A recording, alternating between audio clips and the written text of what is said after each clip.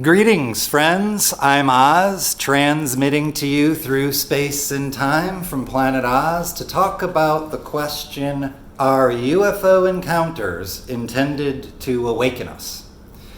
And I'm going to start this film in a little bit of an odd place. You might not know where I'm going with this, but in a minute this will all make sense. I'm going to start this discussion with a book that has been adapted to film multiple times, and that book is Lord of the Flies. Now, I am going to have to spoil the story in order to make the point here, but the book was published in 1954, so I think it's going to be okay. And just to set this up, what we're looking at here, and maybe just a little cliff notes if it's been a while, in the story of Lord of the Flies, it basically involves a plane full of Boy Scouts that crash on a remote island, and all of the adults are dead. And immediately after that, the boys unify together. They set up a signal fire, they're trying to get rescued, some of them are hunting for food, but pretty quickly, things start to descend into madness.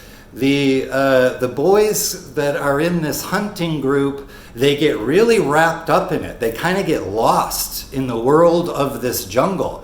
They don't care about the signal fire anymore. They don't care about getting rescued. What they want to do is rule this little dominion, this little world that they have created on this remote island. And so it splits the boys into two different factions, one of which are these hunters kind of descending into savagery, and the other group are the boys who are still trying to keep the signal fire lit and trying to hold out hope of rescue and remaining civilized. And as the story progresses, I guess we could, for the purposes of this film, refer to them as the negative group, this hunter group. They slowly but surely lure away one after another of the positively oriented, let's say, boys of the other group until there is only one left. And at that point, they decide they are going to kill it. And so this brings us to the clip that we are looking at now. This is the end of the film. And you can see at this point, this hunter group of boys is trying to smoke out this last holdout boy. And then once they succeed in doing that, they proceed to chase him. And it would appear that all is lost and there is no hope for our hero until this moment. In the finale of the film, where the hero lands on the beach at the feet of a soldier, and these soldiers, the cavalry has arrived, the soldiers are all there on the beach, and I'd like to direct your attention in this moment to the expressions on the faces of these hunter boys when they see this.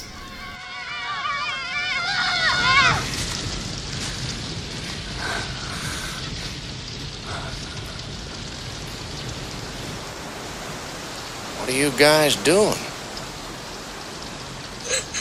It's really incredible. It is incredible work. This was a cast of all child actors. We are looking at the 1990 version of the film, and they are amazing. They did an amazing job in this story. And so why am I geeking out about the expressions on their faces? Well, what is it saying? What is it saying in that moment? It's so telling. They're there with these looks that basically say, what have we done? What have we become? Our reality is so much bigger than this place, and we are so much better, but we forgot.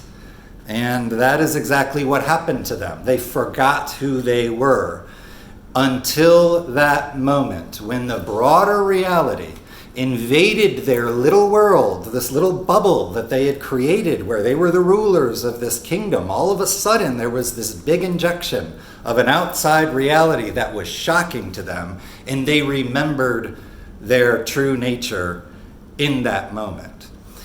And we would have to speculate beyond the end of the story, but presumably these boys would have been collected by the military, taken back home, entered into some sort of rehabilitation efforts, and hopefully went on to live productive lives. And I'll add also that while it might initially seem that the arrival of the military has saved the one boy that they were all chasing, but in fact, it really saved all of them, because we can only presume that this devolution would have continued until they had all killed each other as well. So in actuality, they were all rescued in this moment. And that correlates to the 1950s UFO flying saucer hysteria that swept the United States. And I'm going to get a little bit into the Law of One to discuss exactly why that is. In the Law of One, which is channeled material from the 1980s, the questioner is interested in this exact idea because the flying saucer hysteria of the 1950s was so blatant and so overt that the questioner wanted to know if it was essentially a form of what he called advertising in the question. And Ra, the entity they were talking to, in response to that, said, "You are correct in assuming that permission was granted at the time-space in which your first nuclear device was developed and used for Confederation members to minister to your peoples in such a way as to cause mystery to occur. This is what you mean by advertising and is correct." So basically here, Ra is confirming that the visibility of these craft during that era was very intentional, and it was specifically meant to inject into our sphere, inject into our reality, the idea that mystery can occur. And it goes on to say, "The mystery and unknown quality of the occurrences we are allowed to offer have the hoped-for intention of making your peoples aware of infinite possibility. When your peoples grasp infinity, then and only then can the gateway be opened to the Law of One." So essentially what we are being told in the Law of One is that, in fact, the flying saucer hysteria of the 50s was a deliberate display meant to inject into our consciousness the mystery. Because in using atomic energy as a weapon, we were essentially devolving, you could say. Or if we weren't devolving, at the very least, we were using our evolution and our technological advancement to destroy each other. And we had provided evidence that we were on a pathway to create enough of this weaponry to destroy the entire planet, and in using it, we proved that we were not above using it. It was something that was on the table should warfare come to that by our definition or whoever's definition. Now, this isn't specifically an indictment of the United States. It really doesn't matter in terms of what you might think is the moral high ground of the war, and did Japan do this, and what was going on between the two factions, and who was worse, and was it necessary? None of that matters. Our geopolitics are completely irrelevant in this scenario. This was intended to be a display understood by all of humanity, to realize the direction that we were going, and to ask ourselves the same question those boys were asking at the end of that movie. What are we doing? What have we done? Where are we going? And where does this lead if we do not wake up? And it's helpful Just like the soldiers arriving on the beach, it is helpful when we are given a very overt and concrete display. What did all of those silver discs say to us during that era? What was the intended response? The intended response was that we look at this and we go, oh my God, this reality is so much bigger than this place.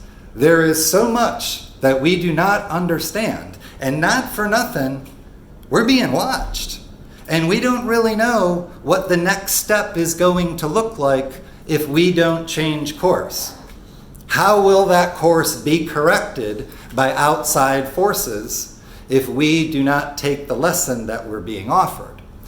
And perhaps the general civilian population wasn't necessarily making the connection between atomic warfare and the sudden presence that we were seeing in the skies, but we could only imagine that within governments and branches of militaries all over the world, we might presume that a serious conversation was being had and serious consideration given to the use of atomic energy as weapons.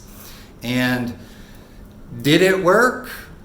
Well, we don't exactly have a way to know, but it is interesting that since World War II, neither the United States nor any other country has used an atomic weapon against other people. So maybe this awakening really did happen. A global consciousness awakening deliberately injected into our little bubble of reality so we would stop behaving the way we were behaving, we would stop following the course that we were following, and we would be a more peaceful people. Again, it's not about the geopolitics, it's not about the United States specifically, it's about the whole thing and where it was all going. And this also has a correlation to the individual. So I'll just add on to the end of this film here that if you are interested in that specifically, you might enjoy a film from 2019 called Witness of Another World. And this is a UFO documentary. It's probably my favorite of all of them. And where a lot of UFO documentaries focus on nuts and bolts and burn marks in the grass and things like that, this one specifically looks at the idea of encounters as an intended catalyst for awakening. And it follows the story of the man awakened by this encounter. It's a beautiful, beautiful film, as is Lord of the Flies. I love the 1990 version. There's an older one in black and white. The book is amazing. So anyway, all of that, don't forget the law of one too. So all of that together, to me, represents a clear indication that probably not in all cases, in fact, even the law of one says it's not all cases, but certainly in many cases, at least part of the time, one of the intended reasons for an encounter, whether that be a wave like the 50s meant for an entire global consciousness or an individual experience like the man in Witness of Another World, either way, it is the case, at least in some cases, that UFO encounters are intended to awaken us. Godspeed from planet Oz, Earthlings.